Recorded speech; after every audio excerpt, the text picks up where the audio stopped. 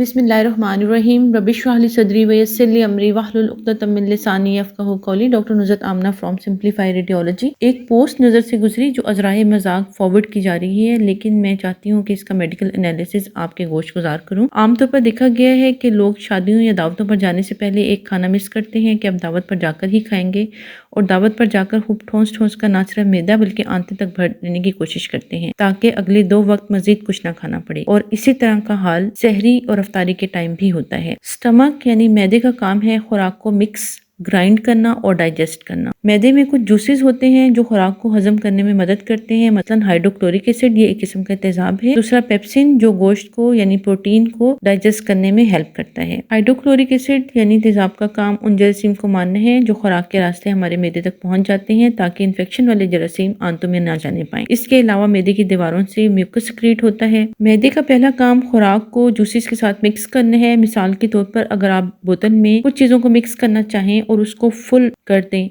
तो वो तमाम चीज़ें आपस में मिक्स नहीं होंगी। उसको मिक्स करने के लिए आपको बोतल को 3/4 हिस्से को फिल करना पड़ेगा। इसी तरह अगर स्टमक या मैदे को भी मुकम्मल भर दिया जाए तो मैदे में मौजूद खुराक मैदे के जूसेस के साथ अच्छी तरह मिक्स नहीं हो सकती। दूसरा काम है कि प्रोटीन यानी गोश्त के बड़े पीसेस को ग्राइंड करके छोटे पीसेस में कन्वर्ट करना। ऐसा करना उस वक्त मुमकिन है जब खुराक को अच्छी तरह मैदे की जूसेस के साथ मिक्स होने का मौका मिले। स्टमक यानी मैदे का तीसरा फंक्शन है डाइजेशन। मैदा एक तरह का बैग है। हर इंसान के मैदे की फिलिंग और एम्प्टिंग कैपेसिटी मुख्तलिफ होती है, लेकिन मैदा जितनी भी खुराक अपने अंदर रखता हो उसका 90% 4 घंटे में आंतों में शिफ्ट हो जाता है। इसलिए आप जितनी भी खुराक खाएं 4 घंटे के बाद आपका मैदा खाली हो जाएगा।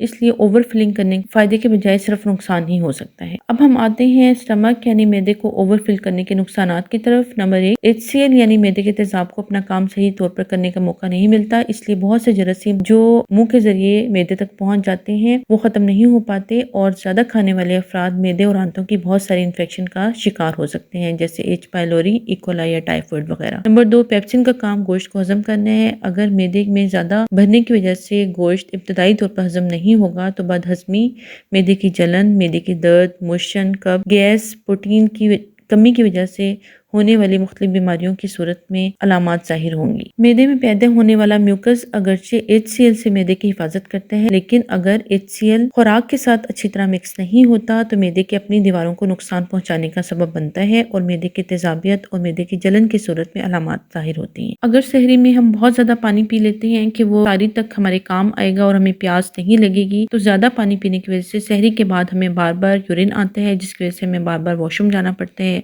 अगर आपने इबादत करनी है तो वजू खराब होता है, और अगर आपने सोना है तो आपकी नींद खराब होगी और बीपी भी ज्यादा होगा। ज्यादा खाने की सूरत में सहरी से दोपहर तक आप बजाय इबादत और काम पर फोकस करने के बजाय वॉशरूम में वक्त जाया करेंगे। इसलिए कोशिश करेंगे खाना वो खाएं जो आपके मैदे के लिए मुफीद हो। हर चीज खाने पर फोकस ना करें, क्वांटिटी के बजाय क्वालिटी पर फोकस करें।